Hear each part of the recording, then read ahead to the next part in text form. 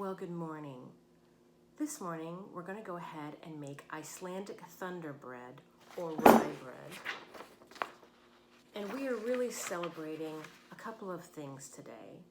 Not only Iceland, and I've got my 249 Thor's Mark t-shirt on, and basically 249 is the road that Thor's Valley is kind of the main road that runs through Thor's Valley in Iceland. And it's really the sort of valley area between three glaciers. And so I wanted to wear that today in honor of Iceland, and I'm going to tell you why we are celebrating Iceland today. It really ties into the whole love letter idea, even though it might not seem like it at first. It's about old friends being part of the journey to connect to new friends. And that's really part of this journey today, is talking about that. And it's all tied into something that's very common and that we experienced on a trip to Iceland last fall, where they make rye bread in these metal pots and they bury them near their geothermal springs, and that cooks the bread. And it's a beautiful, wonderful, moist rye bread. And we're gonna see if we can replicate it today in our own kitchen. So we'll see, stay tuned.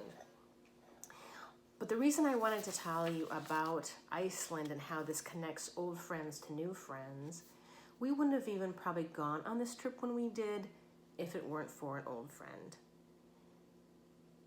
Really, 10 years ago, our good friends Carol and Al, we were at lunch with them one day, and it must have been early in 2010, and our friend Al said, "Hey, I've seen these guys I think you might be interested in, and did you know how your friends keep you connected to other things you might not have heard before or might like? They're always searching for things that they know you would be interested in." And they're like, I think it might have been in Green Planet. They saw these two guys, and they're the Beekman Boys, that's their brand, 1802 Beekman Boys. And this one gentleman, Josh Kilmer Purcell, had written this book, The Bucolic Plague, how two Manhattanites became gentlemen farmers. And this really started us on this whole journey. So Al was really the one that got us connected with the Beekman Boys. And these two, Brent and Josh, purchased this farm in upstate New York in Sharon Springs. And it was quite a large house and farm, and they had goats and the whole 9 yards. And it was about their memoir of being more urban dwellers to becoming more of gentlemen farmers. And a whole brand was produced out of this with products from goat milk and things like that, and also helping a local economy. They really support a lot of local artisans. And that fall was, I think, maybe their second year that they were doing a harvest festival in Sharon Springs. And Chris and I went on our way out to see his family in New Hampshire. We stopped in for the fall festival in Sharon Springs in 2010. I had already read the book after Al had mentioned it. And so I'd already read the book after Al had mentioned it. And we went as I said, I think it was their second year, and we went to the Harvest Festival and really fell in love with them automatically and their whole lifestyle and their brand. They're very sustainable farmers. They really believe in connecting local to fresh foods, plants, experiences, give back. They help their whole community. So over the years, from really that 2010 cycle, or that time that Al had mentioned it, we've been following them for this time, and Chris and I have met them. I mean, we don't know them, do you know what I mean? And Carol and I have met them. Al has never met them yet. So it's kind of funny how he started this whole thing 10 years ago and has still yet to meet them. But regardless of that, they also have these trips of a lifetime, connecting people to the place they travel, and maybe places that aren't as easy to get to. I mean, some places are easy to travel to internationally and nationally, and so they really look for experiences that might not otherwise be as accessible. So we decided to go on their trip to Iceland with them, the Beekman Boys, the Travels of a Lifetime. And it was to Iceland, and they are on it. If it's the first trip of its kind where they go, they travel with you. And so it was really this whole progression of 10 years of going to their farm in Sharon Springs, and they have been here on a cookbook tour and have visited Fernwood here in Michigan. So it's been an interesting journey. So really, it was Al's first talking about this. It's connected him with them. We ended up then going on this trip with them and ended up being in Iceland.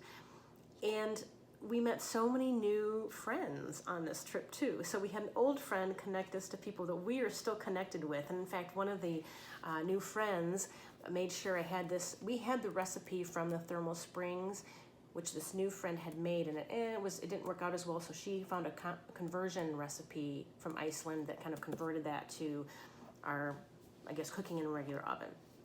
So we're going to use that recipe today that she sent me. And it's really about connecting the circle of old friends and new friends. And I want to make one comment too about some people are really hardcore about, well, I don't do group tours, or I only do group tours. You know what? It's about that magical middle that I talked about. I've gone on both, and I would say I have had incredible, exceptional experiences on both, on our own and in a tour. So I think you have to just look at what you're bringing to the experience and sharing with people you're with. Be open to your fellow travelers, because I will tell you, you don't know who's going to be a lifelong friend after that. And that is what happens many times. It happens when you're traveling by yourself. It can happen when you're on a tour. That should not be the thing you judge a trip on. So be open to the experience, whatever it is, because I believe it's what you bring to the experience, because you don't know if you're going to meet a new lifelong friend when you're traveling on your own or traveling in a tour. And it's happened both ways. So be open to those experiences, and we will let you travel. We'll travel together to Iceland today to make this fabulous rye bread. We're going to go ahead and do this together today. Again, this is the Icelandic Thunder Bread, or Rye Bread.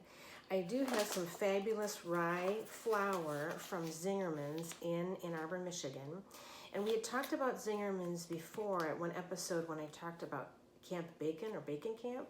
Same folks, they do some of their own milling of their grains. So I have this fabulous rye bread that they have milled themselves. So I just want you to know that that is a local product from Zingerman. So very excited to use the rye flour from them. So we're going to go ahead and get started. I have gone ahead and converted the grams and milliliters to cups, and they've already converted the teaspoons, which is interesting. So everything's in teaspoons, but then some things are in grams and milliliters, which is kind of funny. So they're both. So I'm going to give you what the conversion is basically. I've gone ahead and greased my Dutch oven, because that's what I'm going to put the bread in. And it does say that this dough will be very wet. So I just want to prepare you for that. So we're going to go ahead and, let's see. We're going to go ahead and mix all the dry ingredients in a bowl, and then we're going to add the milk after that. And as I said, it'll be very wet. And then we just put it all into my greased Dutch oven and let it go. Literally, what does it say? I've converted it. It was 120 degrees Celsius, which is about 248 Fahrenheit, or I'm going to put it in at 250. And it bakes for 5.5 hours. So you can do a lot of things in between that 5.5 hours. So let's go ahead and get started. We're going to go ahead and it's 320 grams of rye flour, or 2.56 cups. So I'm going to do 2.5 cups of rye flour. So we'll go ahead and get that started.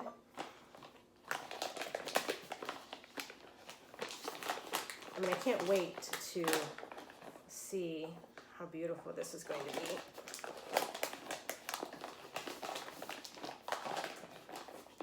I guess maybe I should have thought about putting the rye flour in an easy-to-use canister. Actually, I've got my half cup here. This is going to have regular flour too, but the bulk of the recipe calls for this rye flour. Okay, so that's the 2.5 cups of rye flour. All right, and then we're going to use 2/3 cup. Make sure I've got the right cup. 2/3 cup regular flour. And this only actually has 6 ingredients in it. So this is a great one-day bread. If you start it out in the morning, and as I said, it's 6 ingredients. You get that in the oven and just let it go. You can just let it do its magic in the oven. All right. Then we're going to do, it's 200 grams of sugar, but it's 1.6 cups. So we're going to go ahead and use 1.5 cups of sugar. I should say it's 1.5 cups of sugar.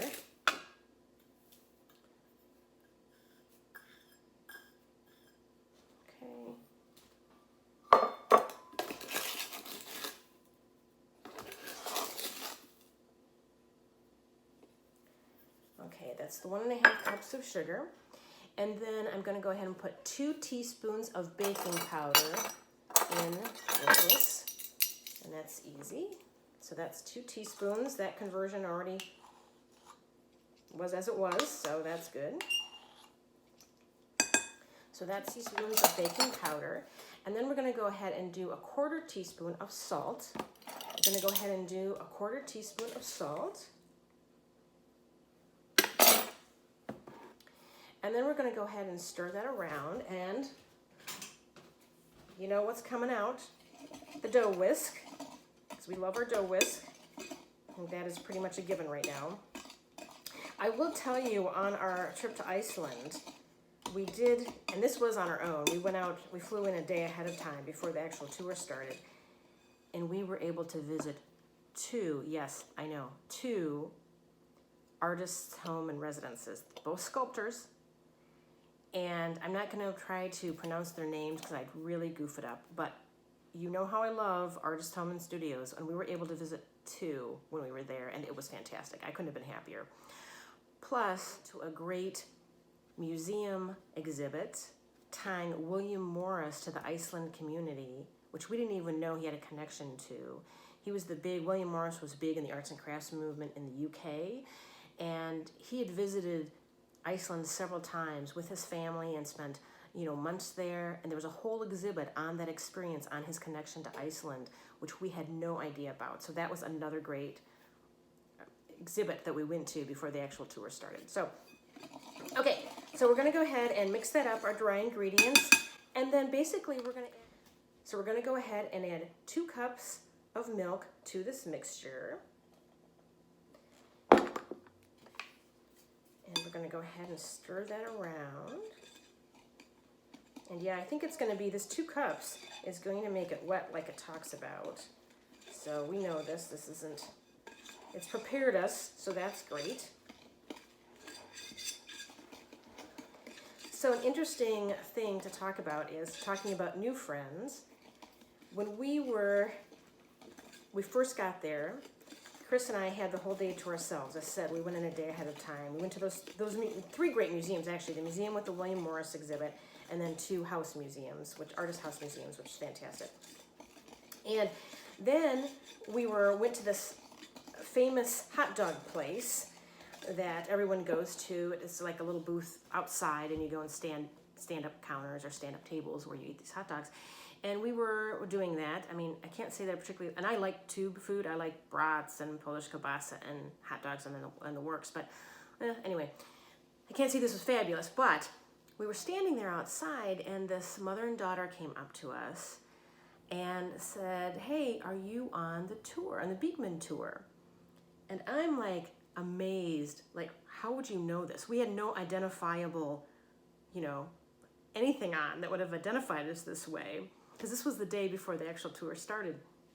And I had joined Facebook for this trip because that's how they were going to give you information. And so from my little icon photo from Facebook, literally just joining in 2019, I know, my little icon photo, the daughter had recognized me and had recognized us at this outdoor downtown. I mean, we're in Iceland, never met before. And she's like, oh, and her mom's like, "Oh, let's go up and talk to them." And she's like, "Oh, no, And they came up and said, "Hey, are you on the trip?" And we're like stunned, right? And that's how it was. It was a little icon photo from Facebook, which I thought was fantastic. And I will tell you, and this gets me kind of choked up, but they were fantastic. And it was just from the get-go of taking the risk to come up and say hi. We were on the trip together, and it was just from that little Facebook photo. And from that moment, the day before the tour even started, we were connected and really felt like we had found kindred spirits. And from that time on the whole trip, that just really, for us, set the trip tone for the whole trip. It was absolutely wonderful to be with them, to learn more about them, and we have been connected since then, and it has been a great joy, and I know that we will be connected when we were going to go on another trip together, another Beekman trip together next spring. So it's connecting those old friends to new friends. And you're like, I would have never, how would we have met otherwise? But we were meant to be together. And just from that, taking that chance of being open and receptive and making the effort to say hi from that little icon photo and then being connected from that point on. It was just, there were many people who made that trip fantastic. But this mother and daughter, her in particular, really just from the get-go made this trip really special for both Chris and I. So that was really fun about meeting new friends. And this particular person was the one who sent me this converted recipe. So I just want you to know that, again, you just don't know. You've got to be open because it could just be someone that you were meant to meet. I mean, this happened so many times. There was someone else as well who was there who was in our same, another Generation Xer. And just by the rotation of sometimes how you sit and so forth, we started talking one night and realized all of the stuff we have in common. It was crazy cool, like anime and music, and we found out we were at some of the same, actually gone to some of the same concerts in the 1980s. Crazy cool. And she has also become, someone that we were of course meant to have met with all these different connections and so forth. So this was the magic of the old friends to the new friends, and thinking, now I can't imagine not knowing these people, knowing these new friends. I can't even imagine not knowing them. So that's the cool part about traveling and being open and receptive is, and never judge anyone, because you just don't know who that new kindred spirit's going to be. It's just like this magic that happens. Just wow. I get verklempt about it. So it's very cool.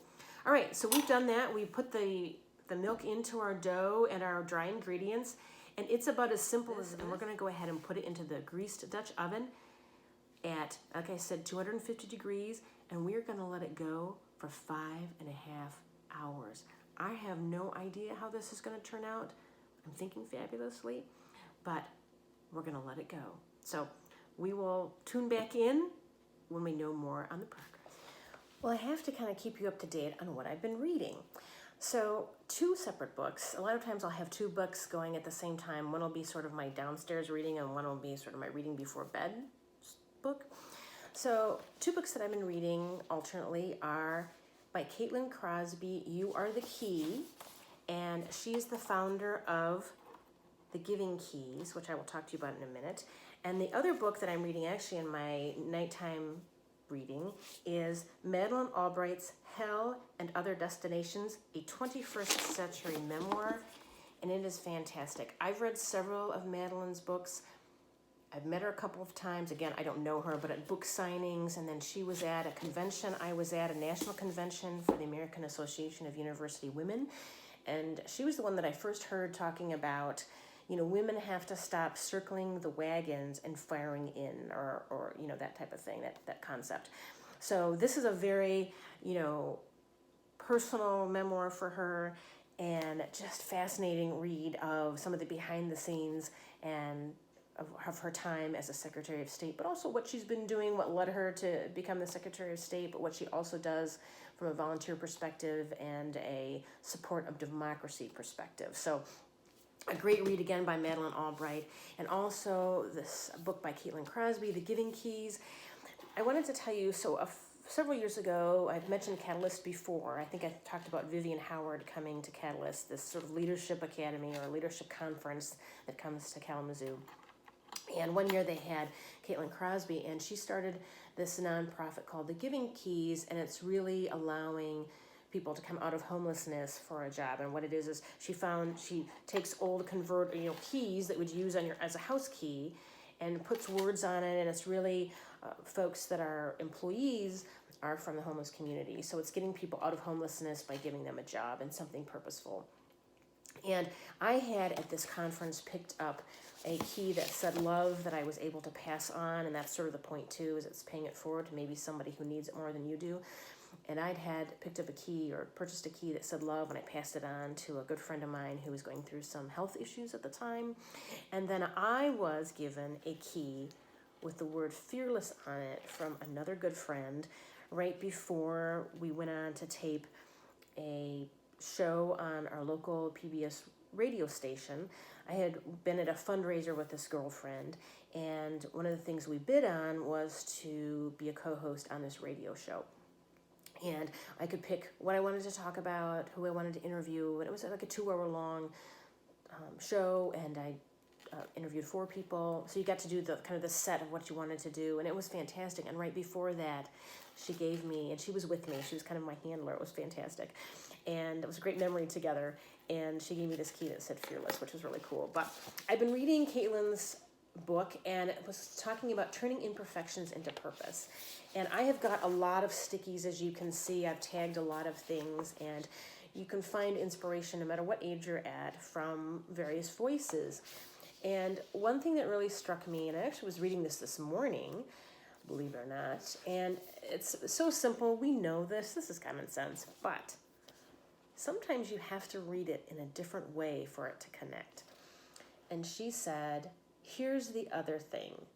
Trust yourself. When people try to counsel you, even people you trust, it's okay to disagree or say no thanks. People sometimes want to project their solutions onto other people's problems, but you don't have to take their solutions if they're not resonating with you. And that is totally true. Sometimes people have perceptions of you on what you might be like, and then they offer suggestions, and you're like, well, that isn't really something that I would groove on, and it's okay. So I appreciate your suggestion, but you have to know yourself and know it's okay to say, you know what, that is not my path, and it's okay to say no. So really good 2 reads right now between Madeline Albright and Caitlin Crosby, so I'd recommend checking them both out. And one of the other things that I think listening to your voice, sometimes travel allows you to do that too, because you don't have any of the baggage or perceptions that people have of you when you travel, because people don't know you that way. They know you as to how you're in the world that they're seeing you for the first time. And I think it allows you some freedom to be just who you are, really. And even on this trip in Iceland, it was great. We did so many fun things. We were out, obviously, in the different national parks and out in glaciers. We took they have these large sort of luxury Jeeps that you travel in Thor's Valley. And there are a lot of streams you have to go over. So these are trucks that are made to go over those streams. We came upon this couple who were stuck. They had a small rental car, a Duster, and they were really stuck in this really rapidly moving water stream or river. And all the luxury Jeeps that were part of this tour, we circled around and helped tow them out. But I could only imagine, because the gentleman, because he was so grateful that we towed him out, that he gave away all of the wine and beer that he had in his car. And I had this whole story going on in my mind. This is not a true story. Just in my mind, I had the story of them being on their honeymoon. They're stuck. They had a rental car that probably shouldn't have been going in this area. And the guy gave away all the booze. And I was just thinking to myself, the gal was probably thinking, don't know if we should have done this together. So there's this whole other story going on, but it was one of the great stories. And then we also rode Icelandic ponies, which is a little bit different. They're smaller and they have an additional step to their gait. And so we read the Icelandic ponies, and so I sent some photos back to some colleagues at work, and they're like, I had a photo of me with one of the monster Jeeps and riding the Icelandic ponies, so it was a juxtaposition of size on both of them, and it kind of quipped, I see that Iceland is a place of large vehicles and small ponies. It just was kind of funny, the conveyance methods were quite different, quite a dichotomy. So that was a lot of fun. And we also rode ATVs on a beach, a black sand beach on the North Atlantic, and it happened to be a day that was particularly windy and rainy, and just the wind was whipping across that North Atlantic like nobody's business. You had suits on, and you still got wet in places that you shouldn't have gotten wet. So, but a lot of great experiences with these new good friends, and we just had an absolutely fantastic time and experience. So that's what I've been reading, and as I say, the bread's in the oven, and we'll just let it go and see how it turns out after 5 minutes. We are about halfway through the bake of the 5.5 hours, and the reason I wanted to come and talk to you halfway through the bake is because the smell of using this rye flour is absolutely fantastic. The house smells so beautiful, and I just can hardly wait I have to wait another 2.5 hours, but the smell is incredible. And I just felt I needed to share that because I was just thinking about, oh my gosh, this rye flour is just making the house smell fantastic. And thinking about Iceland and all of the fun things that we did there, I was thinking also about the fact that it's probably the first time in 53 years that I have been on a winning athletic team of any sort. We were on this sheep farm, and the farmers that actually not done this before had to come up with some type of game for the people on the tour to play. And it was rolling a big hay bale, it was walking on a plank, it was nailing something to a board. And I was on the team that won, and we actually won, I think of Jameson's, I'm not sure exactly. Anyway, I don't know whose whiskey it was. I know we won a bottle of whiskey, but I was actually on the winning team because I didn't do anything with that involved hand-eye coordination. I volunteered to be part of the brawn to roll the hay bale. Remember, I grew up on a farm, so I'm very familiar with hay. And I was able to use brute strength instead of hand-eye coordination, which I don't have any of. And it wasn't the case where I was picked last, which was my typical upbringing because I have no hand-eye coordination. You were just numbered off and you were on this team, and it was the first time I was ever on a winning athletic of any sort team. And it's because I used strength, not coordination, and that seemed to be the winning combination. So again, magical things happen when people don't have a perception of you and you're allowed to just be the person you are. Well, I have taken the bread out of the oven, the rye bread, and it is still very, very hot. I have peeked inside, and it's a very, what I would call flat bread, which is quite interesting. So I don't know if you can see that, but it's a very flat bread. I used it, as I said, in my Dutch oven. We're going to go ahead and have to let that cool down a little bit before we taste it. But I wanted to give a final note about traveling and the unexpectedness of meeting new people. So there are two ways to go, like I talked about. Traveling on a tour where you can find some unexpected new friends. Like our Iceland trip, we were at the Blue Lagoon, like on I think it was close to I think it might have been the last day before we left. And because Chris and I had met all these new friends that, became kindred spirits, or we didn't know them beforehand, we could also rejoin and join in with other groupings and so forth without any thought. We didn't always have to do everything together. When we first got to the Blue Lagoon and got into the water, I decided to go with a group of folks to the swim-up bar, and Chris decided to go and get his facial at a swim-up facial bar, which I thought was absolutely fantastic, that we each felt comfortable enough to go our separate ways and reconnect together again later on. It was kind of funny then I'm swimming back from the swim-up bar.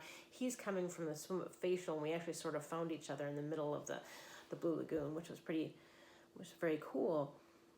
But we've also had some of those great experiences traveling on our own, where we've met friends, or new people who became our friends. When we were in Paris a couple of years ago for the fireworks at Bastille Day, was again our last night. We had gone to Shakespeare and Company, that independent bookstore near Notre Dame, and we were sitting at a cafe, and this couple joined us at the table right next to us. Again, we were not on a tour for this one we were on our own. And they sat down and we started talking, and ended up sitting there for 3 hours. We had so much in common, and conversation just went from one conversation to the next conversation. And they were actually in Paris to celebrate their grandson's high school or college graduation. I can't remember which graduation, but it was one of those.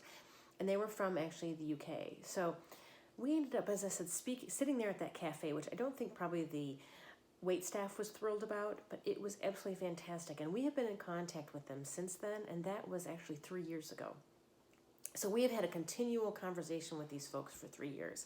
And that was just a chance encounter at a little cafe in Paris. So it's just really about you opening up and experiencing things and being open to that, being open to wow, you might be a cool new person or a kindred spirit. I don't know that yet, but when you're open to that, I think that's the benefit of traveling, whether on a tour or on your own. It really doesn't matter.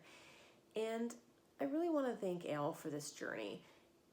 If he hadn't exposed us to the Beekman boys like he did in 2010, we would have never been on this journey of traveling with them then on our trip to Iceland, and then in so doing, meeting new friends that will become like family.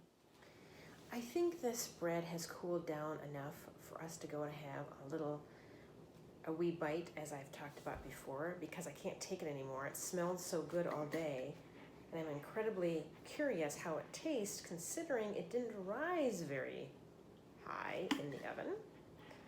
So I'm going to go ahead and at least open it up so we can see the graining inside. It actually has beautiful graining in the inside. It smells fantastic, but the real test is going to be, how does it taste? Again, rather oddly shaped. It's a very dense bread. I'm going to have a little bit of it here. I'm not going to put anything on it right now. I am going to put a little butter on, but let's just taste it without anything on it first.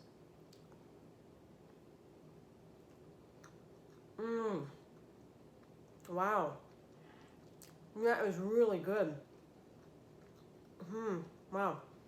I was a little worried with it being so flat, but that's really good. And it has a beautiful, lovely, kind of a sweet taste. It's very moist and really, really good. So don't be nervous about the fact that it didn't rise, but man, this is as good as the bread that we had that was made in the geothermal, underground around the geothermal area, as good as the bread that we had in Iceland. So cheers to my good friend for sending me the converted recipe, and I'll go ahead and post the recipe along with this video, but cheers. This is excellent Icelandic rye bread.